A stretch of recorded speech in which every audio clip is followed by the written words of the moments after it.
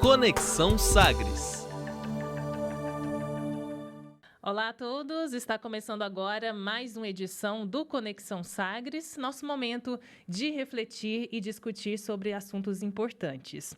Hoje o nosso tema é para falar sobre o combate à violência nas escolas, tema que está alinhado ao Objetivo de Desenvolvimento Sustentável 16, Paz, Justiça, Instituições Eficazes, a ODS 17, Parcerias e Meio de Implementação, e também a ODS 4, Educação de Qualidade. Todos esses objetivos fazem parte da Agenda 2030 da Organização das Nações Unidas.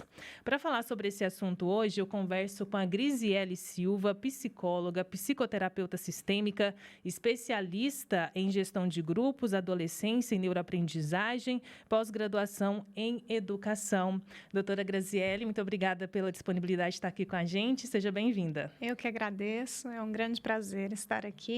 Infelizmente, num momento difícil da nossa sociedade, mas é importante que a gente fale sobre esse tipo de assunto. Está aqui com a gente também para essa conversa o sociólogo, professor César Bueno de Lima, pesquisador da violência em escolas e professor dos cursos de Ciências Sociais da Pontifícia Universidade Católica do Paraná. Professor César, muito obrigado também por estar aqui conectado com a gente. Seja bem-vindo. Olá, Jéssica. Eu que agradeço a oportunidade de debater aqui com vocês. Pois é, para começar então a nossa conversa, né, entre o final de março e o início de 2023, nós tivemos, entre o final de março e o começo deste mês de abril, nós tivemos situações de violência que ocorreram em algumas escolas aqui no Brasil. Em uma escola estadual de educação básica, na cidade de São Paulo, infelizmente uma professora foi morta e outras pessoas foram feridas. 9 dias depois, tivemos um outro ato violento, agora em uma escola de educação infantil, na cidade de Blumenau, em Santa Catarina. Um homem matou 4 crianças e feriu outras 4. E, a partir daí, tivemos diversas tentativas de ataques às escolas e também várias ameaças falsas de ataques.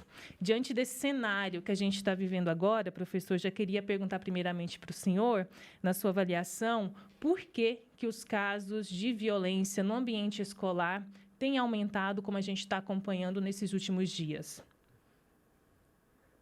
Bom, Jéssica, em primeiro lugar, a gente está vivendo, né, isso, né, digamos assim, também é fruto de uma polarização que a gente vive na sociedade, né? Se você observa, nos últimos 10, 15 anos, a gente tem, né, vivido aí um grau crescente de polarização, né? Seja na política, seja mesmo nessa questão religiosa, enfim, e isso, de um modo geral, né, acrescido aí pelo poder também, né, das redes sociais, acabam, digamos assim, né, trazendo para a nossa sociedade, né, esses atos e comportamentos de violência que até então seria, né, impensável, né, porque a gente vê violência na rotina do dia a dia, na rua, na escola, furtos, arrombamentos, né, agressões às vezes gratuitas, mas a escola, digamos assim, seria aquela instituição, né, menos provável, né, de acontecer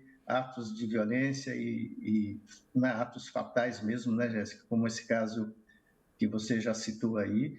Acho que a gente tem múltiplas causas, né? Então, eu acho que a gente tem aí, né, as famílias já não conseguem mais, né, educar os seus filhos, né, seja porque a própria família está exprimida por necessidades diárias, e também a escola, por si só, ela é incapaz, né, de, digamos assim, produzir, né, uma sociabilidade não violenta entre crianças, adolescentes e jovens. Doutora Grisiele, então a gente pode também pensar que tudo isso que está acontecendo é um reflexo também da sociedade atual. Sim, nós estamos vivendo momentos, né? E isso não é de agora, isso não iniciou nesse ano. Nós estamos vivendo momentos bastante preocupantes no que se refere ao desenvolvimento infantil, desenvolvimento da adolescência, né? A adolescência, por si só, ela já é uma fase conturbada, né? Já tem aí inúmeros estudos a respeito disso, porque é uma fase de grandes mudanças, então é uma fase que traz muita angústia. É uma fase onde essas pessoas ainda não sabem lidar com tantas coisas novas que se coloca nessa nova fase, e cada vez mais o adolescente tem se deparado com maiores responsabilidades, né, à medida que ele vai crescendo, e que é um processo normal. Mas o que eu estou percebendo, né, no meu trabalho em consultório, com muitos adolescentes e com as famílias, é que esses adolescentes estão chegando cada vez mais despreparados para essas responsabilidades todas, despreparados emocionalmente, né? Os pais, né, estamos vivendo uma era em que os pais estão muito perdidos.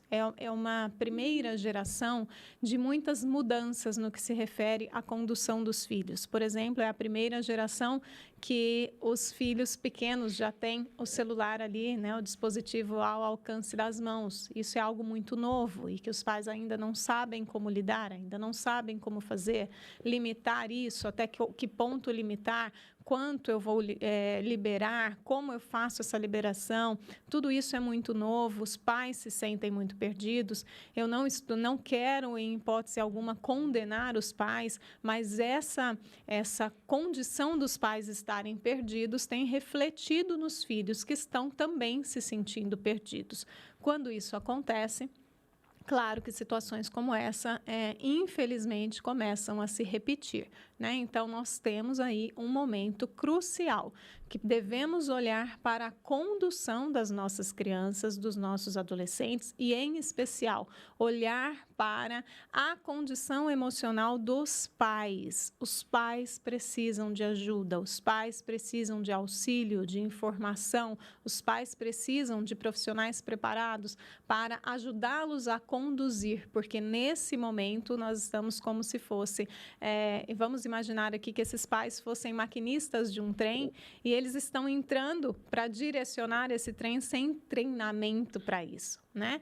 Então, eu costumo dizer que a gente se prepara para tudo na vida. A gente se prepara para o trabalho, a gente se prepara para uma prova importante, a gente se prepara para aprender a dirigir, você passa por inúmeras aulas, enfim, treinamento para isso. Infelizmente, nós não somos preparados para a paternidade e para a maternidade. E isso é algo muito preocupante. Eu venho chamando a atenção disso já há muitos anos. Nós precisamos preparar os pais para estar nesse lugar que é o lugar mais importante da sociedade.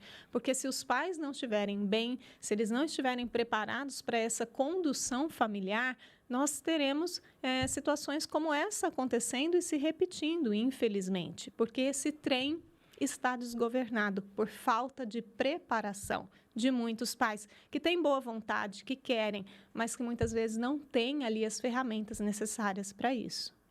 É por aí mesmo, né, professor César? Eu estou abrindo aqui no celular o link da matéria que o senhor me enviou agora há pouco aqui no WhatsApp, que fala sobre como se educa sobre a violência nas escolas. E é justamente isso, né, que a doutora Grisiele estava falando aqui para a gente. Queria que o senhor pudesse falar um pouquinho também sobre a nossa sociedade, né, e como isso tem refletido no ambiente escolar. Bom, Jéssica, acho que 2 pontos que a gente precisa até repensar um pouco, né? Primeiro, é que a gente acorda com, né, o símbolo da violência, né? Então, digamos assim, nos meios de comunicação em geral, o que a gente fala é de roubos, furtos, violência, né? Isso dá muito ibope, ou seja, isso está no dia a dia.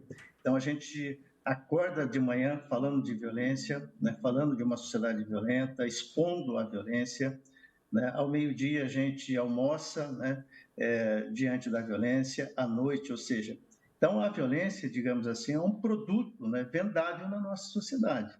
Então, né, o espetáculo da violência é um ponto. Até que ponto isso, sabe, Jéssica, pode influenciar um comportamento de violência? Né? Há alguns indícios, por exemplo, né, de que adolescentes que, né, não vão ter êxito na sociedade, não vão ter mobilidade social ascendente, não vão aparecer, eles podem aparecer pelo avesso. Exatamente. Né? Adolescentes que talvez nunca pudessem aparecer, eles aparecem estampas dos jornais, né, as TVs, no momento de violência. Então, Jéssica, esse é um ponto. O outro ponto é saber se a gente efetivamente tem condições de construir mecanismos, né, de resolução dos conflitos que não passem pelo desejo de morte e extermínio do outro. Então, aí eu vou discutir as práticas restaurativas, a justiça restaurativa, para entender né, que dentro da minha casa, dentro da escola, enfim, né, no nosso ambiente de trabalho, o conflito é inevitável. Então, o conflito em si, ele às vezes ele até suscita aspectos positivos das nossas relações. A questão não é eliminar o conflito é eliminar, né? Não pode ser eliminado da sociedade. A questão é saber se a gente tem maturidade para resolver esses conflitos, né, que não passe pela necessidade de morte e exclusão do outro. Esse é um ponto muito importante, professor, que o senhor está destacando, né? Porque muito do que a gente tem visto acontecendo com os filhos é reflexo do que está acontecendo com os pais, né? Nós temos números aí gigantescos de violência doméstica, e quando eu falo de violência doméstica, não estou falando só daquela que é noticiada, só daquela que é violência física e que deixa marcas aparentes no corpo. Eu estou falando de uma violência que se repete a cada dia, né? As pessoas não estão sabendo lidar com esses conflitos, como o senhor trouxe bem aqui, e esses conflitos, eles são necessários na vida. Não existe vida se não existirem conflitos, porque nós todos somos pessoas diferentes. Então, o conflito, ele é necessário, mas nós não somos treinados, de modo geral, na nossa sociedade, para lidarmos com conflitos. E entendemos que se o outro pensa diferente de mim, se o outro faz algo diferente de mim, se ele é diferente de mim em algum aspecto, eu preciso combatê-lo. Então, nós estamos vivendo uma era de uma educação para a competição e não de uma educação para a cooperação. Eu bato nessa tecla há muitos anos nas escolas onde eu sou consultora, com os pais que eu tenho acesso a orientá-los em consultório, nas palestras e workshops que eu dou. Enquanto nós não mudarmos esse raciocínio e trabalharmos para a competição, ao invés de trabalharmos para a cooperação, infelizmente, situações como essas vão acontecer, né? Nada mais é do que a competição do mais forte. Nesse momento, eu sou mais forte. Se em outros momentos eu sou mais fraco, mas agora eu tenho uma arma, essa arma me faz mais forte do que você. Se eu sou mais forte que você, eu preciso combatê-lo. E o tempo todo na nossa sociedade, nós estamos incitando isso pela condução desastrosa, né, da dificuldade de diálogo, da dificuldade de acolher o que é diferente, da dificuldade de perceber que o diferente me faz crescer, me faz melhor, me faz ampliar a minha visão e o meu pensamento e que eu não sou melhor do que ninguém.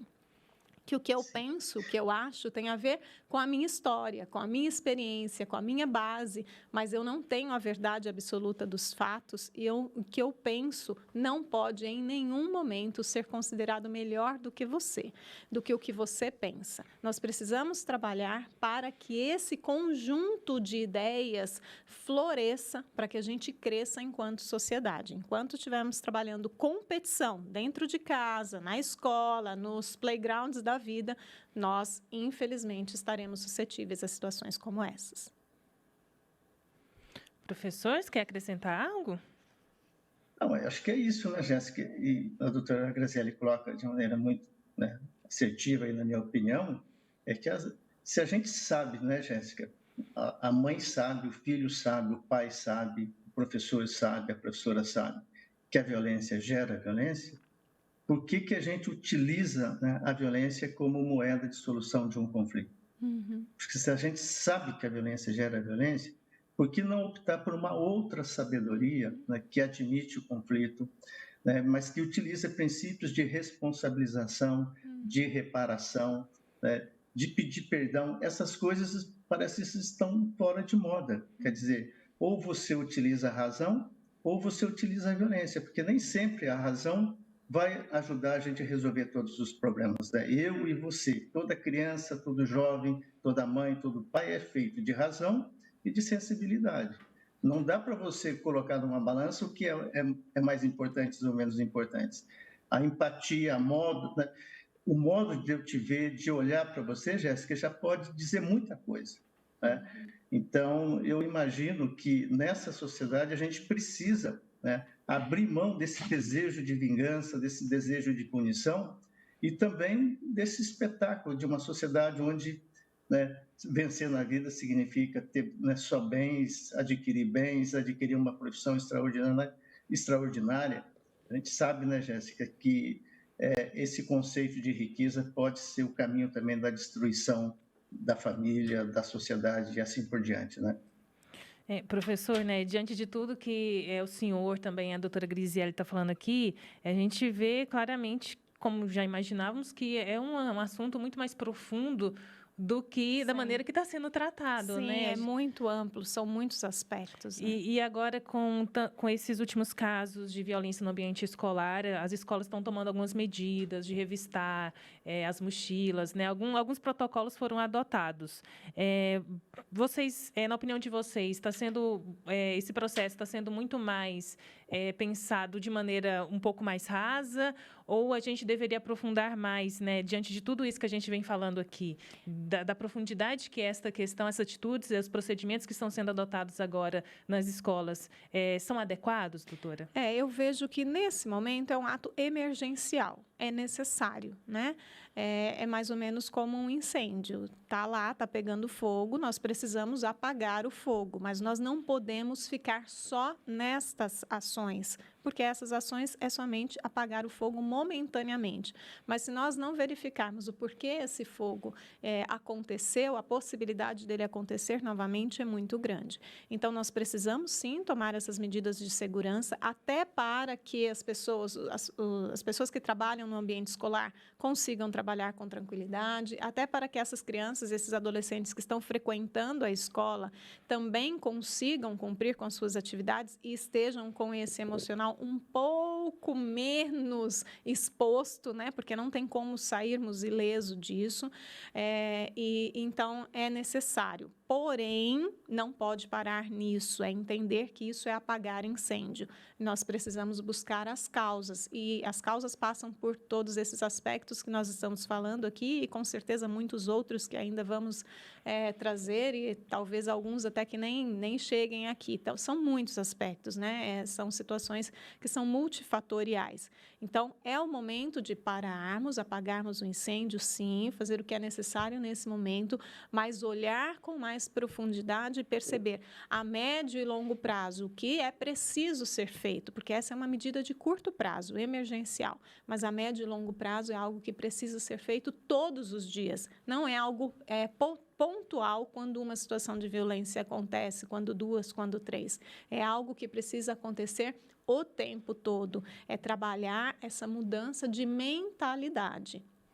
Empatia em relação ao outro, né? Ou a nossa capacidade de se colocar no lugar de outra pessoa, a nossa capacidade de acolher a diferença e tudo isso que nós já falamos aqui. Isso é algo que é construído ao longo do tempo. Mas eu repito, não tem como nós fazermos isso se nós não trabalharmos a questão dos pais. Se esses adultos que são referência, que esses adultos que estão na condução, se eles não receberem um treinamento emocional, socioemocional para isso, porque eles também não sabem como lidar. Estão errando querendo acertar, né? E estão errando por falta de ferramentas. Nós temos uma sociedade onde a pressão em cima dos adultos é cada vez maior, como o professor falou, essa busca desenfreada pelo sucesso, pelo dinheiro, por adquirir bens, essa história de que meu filho precisa falar todas as línguas, precisa fazer inúmeras atividades extraclasse, isso tudo tem um custo financeiro muito alto, isso tudo tem um custo de tempo muito alto, os pais têm cada vez menos tempo para estar com os filhos, e aí muito se fala do tempo de qualidade. Sim, o tempo de qualidade é necessário, mas nós não temos tempo de qualidade se nós não tivermos quantidade de tempo. Se eu tenho somente meia hora com os meus filhos, não adianta eu achar que essa meia hora é suficiente. Eu preciso parar para pensar que essa meia hora precisa ser estendida de algum modo, porque esse filho, essa criança, esse adolescente está recebendo referências por onde ele estiver. E, normalmente, essas referências, nesse momento, está vindo muito do online, que é uma questão que também nos preocupa muito, que nós precisamos olhar para ela com muita cautela. Você não sabe o que o seu filho está olhando, você não sabe os tipos de acesso que seu filho está tendo. Os pais, às vezes, têm a ilusão de que estão monitorando isso, mas essa monitoração ela é muito rasa, porque os pais não têm mesmo essas ferramentas. Os meninos conhecem muito mais disso do que os próprios pais, né? E às vezes, se você consegue monitorar na sua casa, no seu celular, nos seus aparelhos, e quando ele está fora, você não tem controle sobre isso. Então, a gente precisa entender que temos uma certa impotência, que precisamos agir até onde é possível, mas que existe aí essa faixa de impotência e que, se isso estiver acontecendo, eu preciso preparar o meu filho para que ele consiga distinguir o que é positivo e o que é negativo. E eu não consigo fazer isso se eu não trabalhar valores dentro de casa. E eu só consigo trabalhar valores se eu estiver perto, se eu estiver junto. Não adianta eu falar de valores e trabalhar da hora que eu acordo até a hora que eu volto, até a hora que o meu filho está dormindo e eu volto para casa e não encontro com ele. O tipo de valor que eu estou passando para ele é que não importa a presença, não importa o afeto, não importa o estarmos juntos, não importa o que o outro sente. O que importa é que eu adquira cada vez mais dinheiro. Isso é algo que precisamos olhar.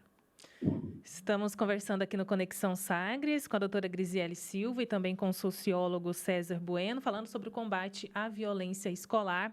Conexão faz uma rápida pausa, mas daqui a pouquinho a gente está de volta. Conexão Sagres. Estamos de volta com Conexão Sagres, falando sobre o combate à violência escolar, com a doutora Grisiele Silva, psicóloga, e também com César Bueno, sociólogo e também professor da Universidade Católica do Paraná. Professor César, a doutora Grisiele comentou com a gente aqui no último bloco, falando um pouquinho dos procedimentos escolares, agora nesse momento que a gente está vivendo, com esse aumento dos ataques, dos casos de violência no ambiente escolar. Além dos protocolos já adotados pelas escolas públicas, também pelas escolas particulares do Brasil, o que mais deveria ser feito na avaliação do senhor? Bom, Jéssica, eu acho que é assim, eu acho que tem esse ponto, infelizmente, às vezes precisam a gente observar, né, tragédias, não é isso? Enterrar os nossos corpos para a gente poder entender o que está acontecendo, sabe, Jéssica? Eu acho que é importante, né, a gente vai ter que, né, utilizar esses protocolos, evidentemente, o incêndio está aí, a gente tem que evitar que esse incêndio se alastre, né, Jéssica? Mas, viu, Jéssica, isso é uma questão bem importante para a gente também pensar, cuidar das pequenas coisas, Jéssica, né? Não é só o assassinato que, infelizmente, né, resultou, é o ápice da tragédia, né? Mas cuidar das pequenas coisas, da depressão, saúde mental, sabe? Olhar para... Aí chama a atenção também da mãe, do pai, mas também da escola. Quantas vezes a gente realmente está conversando, né, com as nossas crianças, com os nossos adolescentes, né? Às vezes você está em casa, Jéssica, e aquela casa ali é um vazio imenso, né? Então só existe uma presença física, né? Cada um está completamente ligado no mundo à parte, não é isso? Então a gente não conversa mais, né? As nossas casas acabaram sendo hotéis, né, de luxo, onde a gente se encontra quando muito mal nos finais de semana. Então, eu acho que esses eventos extremos ajudam a gente, né, também se aproximar. Eu preciso cuidar de pequenas coisas, né? Porque o que me afeta mesmo são as situações diárias, né, de bullying, isso, de agressão física, de tentativas de suicídio. Então, esses fatos estão acontecendo todos os dias.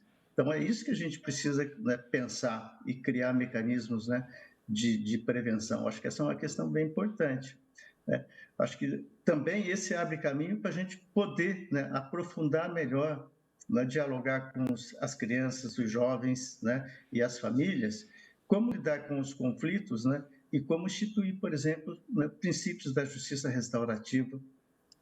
Esse conhecimento que eu acho bem importante, ele não vai resolver todos os problemas, Jéssica, mas ele é um passo importante para a gente evitar que muitos problemas, né, aconteçam, né, na escola e na família e na própria sociedade.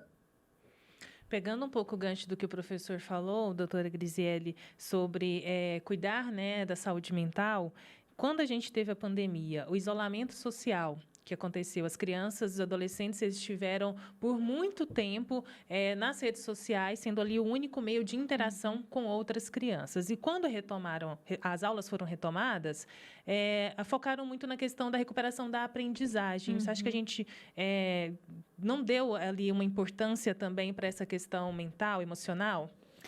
Eu acho que algumas pessoas perceberam, né, a importância disso. Claro que naquele momento nós precisávamos nos manter vivos, né? Essa era a principal preocupação. E eu também chamei atenção muitas vezes para o pós-pandemia que viria, e é o que nós estamos vivendo agora. Então, durante aquele momento, muitas pessoas, muitas crianças, pré-adolescentes estavam nessa mudança de fase. E toda mudança de fase ela é crucial, né? Nós precisamos aprender a lidar com a nova fase que está chegando. E esse aprendizado ele só acontece quando estamos nos relacionando. Nós, seres humanos, aprendemos com as relações. Nós somos seres sociais. Isso é uma necessidade humana. É dessa forma, através da interação, através das nossas experiências com outros humanos, que nós aprendemos. Quando isso nos foi restringido, nós ficamos ali somente com o acesso dentro de casa, que não era uma situação saudável também, porque todos que estavam ali dentro de casa também estavam, de algum modo, adoecidos, ou pela ansiedade, ou pelo medo, ou pela situação, às vezes, de luto que estava passando, enfim, tudo isso reflete. Tudo isso que nós estamos vivendo também tem um resultado desses momentos aí desastrosos da pandemia, principalmente para essas pessoas que estavam em mudança de fase, principalmente para aqueles que vinham da infância, estavam adentrando a adolescência, que até então é a fase mais difícil no que se refere a essas questões de angústias e de novas experiências, né? Então, sim, me preocupa muito esse desespero de cumprir currículo somente, de que aquelas crianças aprendam todos aqueles conteúdos que estão cada vez mais extensos, cada vez maiores, principalmente nas escolas particulares, uma loucura de que esse filho, essa criança, esse menino esteja cada vez mais preparado para vestibular, para Enem, para as provas da vida.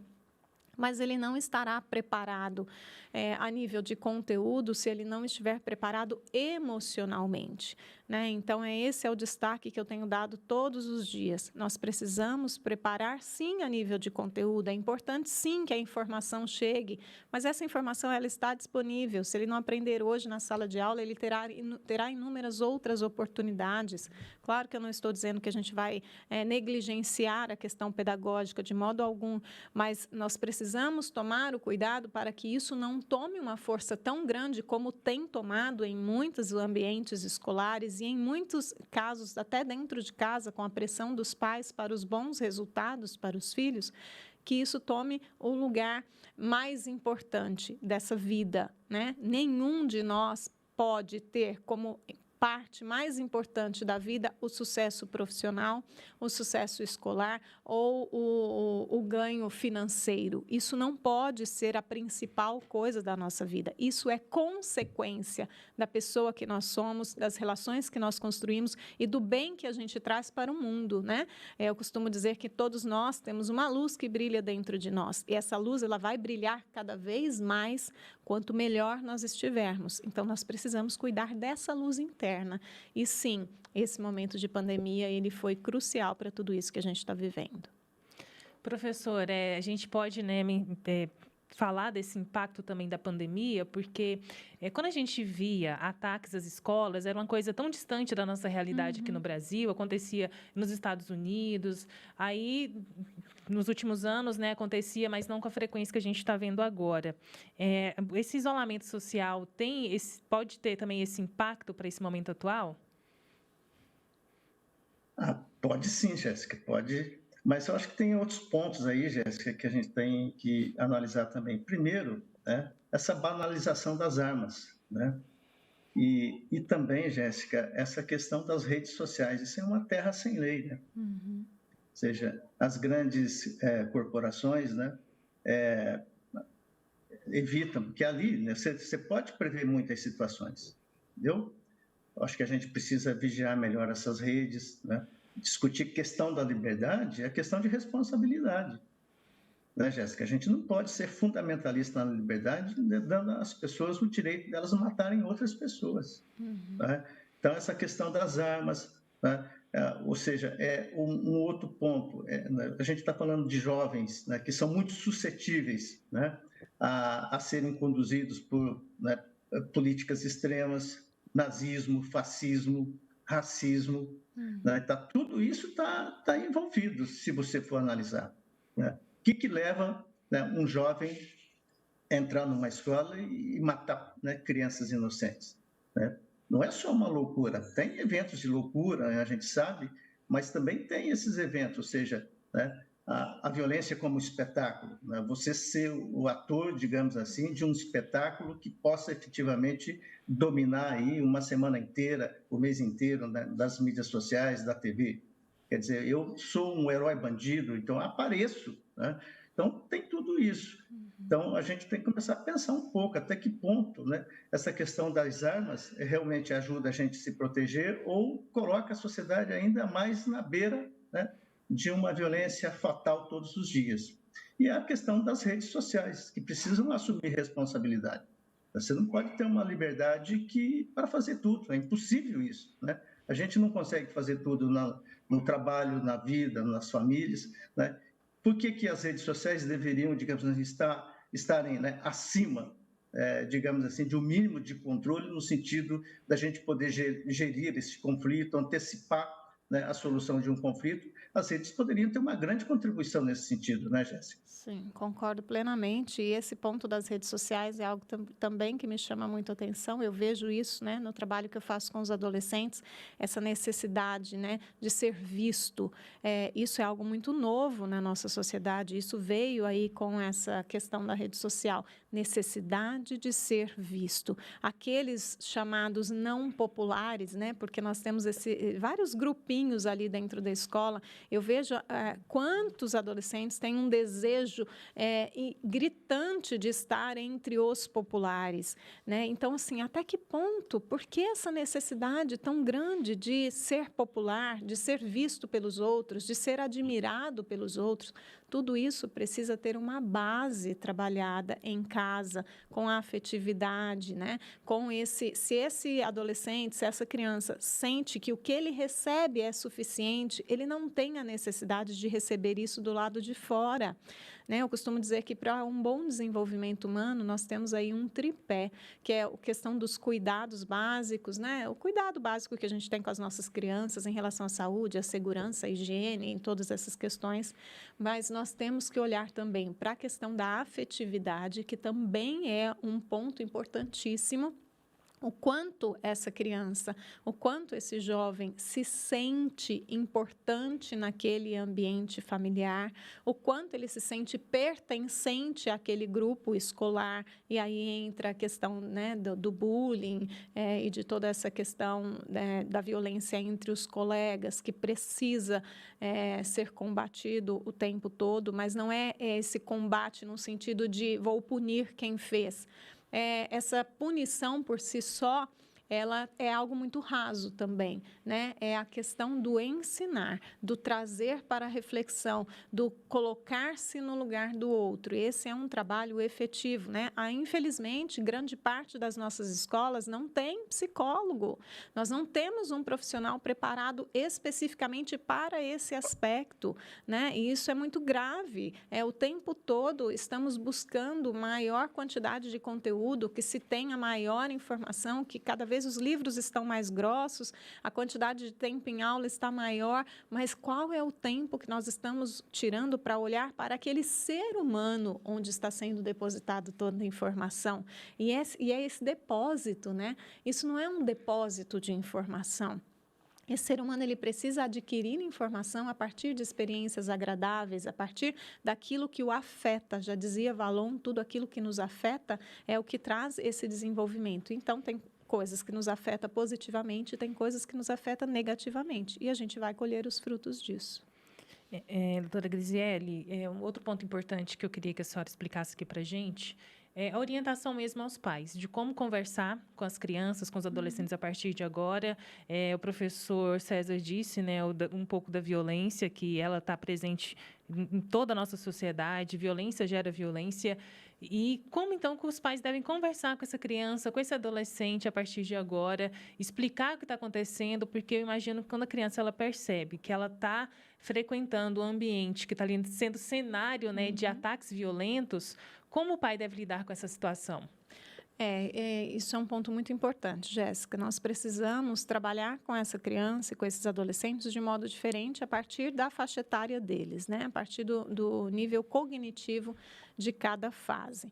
Então, com o adolescente, é possível que a gente seja um pouco mais explícito, até porque eles têm acesso a essa informação. Não adianta a gente achar que eles não estão sabendo disso. Isso, por mais que isso não...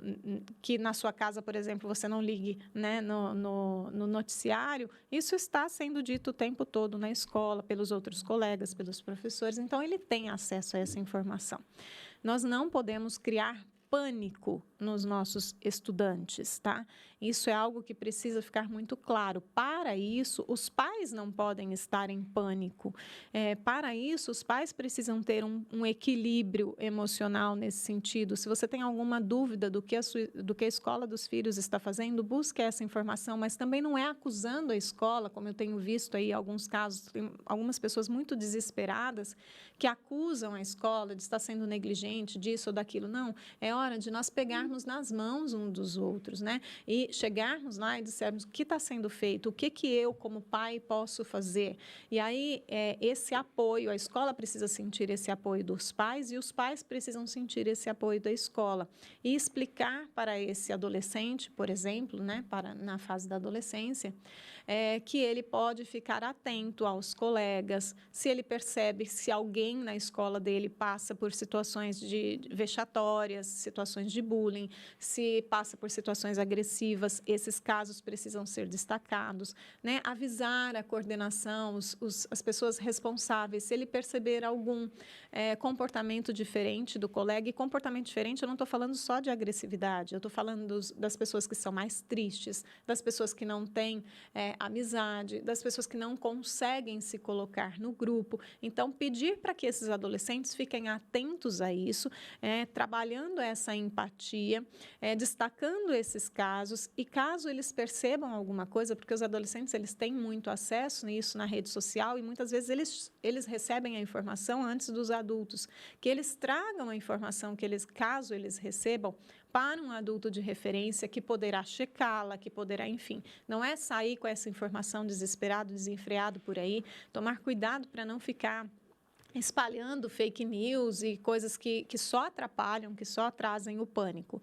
E para as crianças menores, né, é dizer a ela que ela está num ambiente seguro, que a escola está fazendo tudo o que precisa fazer, que ela pode ir para a escola para fazer a parte dela. E aí, essa parte que os pais precisam ter é com a escola, essa confiança de que ali algo está sendo feito para que essa criança esteja o mais segura possível, mas sem pânico, porque senão essas pessoas serão traumatizadas no futuro por conta do pânico que está sendo criado a partir dessa situação. Doutora Graziele, professor César, nosso tempo já está acabando. Para finalizar, professora, eu queria perguntar para o senhor a respeito de hoje, atualmente. Nós, como sociedade, nós não temos, nem como poder público, ainda habilidades para lidar com esses novos fenômenos, né? Nós precisamos ainda de uma política pública capaz de olhar os pais, a família e a escola? Sem dúvida, Jéssica. Acho que uma das coisas que a gente precisa, Jéssica, é conhecer as pessoas com o conhecimento que elas possuem. Então, a gente vem realizando, por exemplo, né, uma pesquisa aqui nas escolas do ensino médio na cidade de Curitiba, toda ela voltada para esse adolescente de 14, 15, 16, 17 anos. Né? O que ele pensa primeiro sobre o projeto de vida, o que se dá bem na vida para ele, né? Qual é a profissão que ele ou ela, né, desejam ter, como que a escola, né, pode oferecer para esse jovem, para essa jovem, uma possibilidade, né, de se dar bem na vida, como que a família entra nessa relação, não é isso? Também discutindo, Jéssica, a partir do conhecimento desse jovem, dessa jovem, o que eles pensam sobre violência, entendeu? Ou seja, em que circunstâncias, né, o pensamento que esse adolescente, essa adolescente tem sobre violência podem ser utilizados, né, para a gente encaminhar uma solução não violenta, né, seja num conflito interpessoal, seja num conflito no espaço da escola, ou mesmo no âmbito da família. Questão dos direitos humanos e o que ele acha de importante na escola, de algo positivo, o que ele acha de algo negativo. Isso é muito importante, Jéssica, porque a gente está oferecendo a possibilidade desse adolescente ter a sua própria visão de mundo. E, a partir daí, a gente oferece cursos de capacitação e cria indicadores, né, no sentido de reduzir a violência, de reduzir a evasão escolar e de oferecer a esse jovem uma perspectiva, né, inclusiva, seja em relação ao trabalho, seja em relação à família, seja em relação aos diferentes campos, né, que a gente precisa lidar na vida social. Muito obrigada, pessoal. Felizmente, nosso tempo acabou, doutora Grisiele. Agradeço a sua participação aqui com a gente. Doutora Grisiele Silva, psicóloga, psicoterapeuta sistêmica, especialista em gestão de grupos, adolescência e neuroaprendizagem, pós-graduação em educação. Muito obrigada. Até uma próxima. Eu que agradeço. É um prazer estar aqui. Agradeço também ao professor César Bueno de Lima, sociólogo, pesquisador da violência em escolas e professor dos cursos de Ciências Sociais da PUC Paraná. Professor, muitíssimo obrigada por estar aqui com a gente, conectado via Zoom. Até uma próxima oportunidade. Eu que agradeço a oportunidade, Jéssica, a doutora Graziele, que tenhamos todos, né, um ótimo dia. E assim nós encerramos essa edição do Conexão Sagres. Até uma próxima.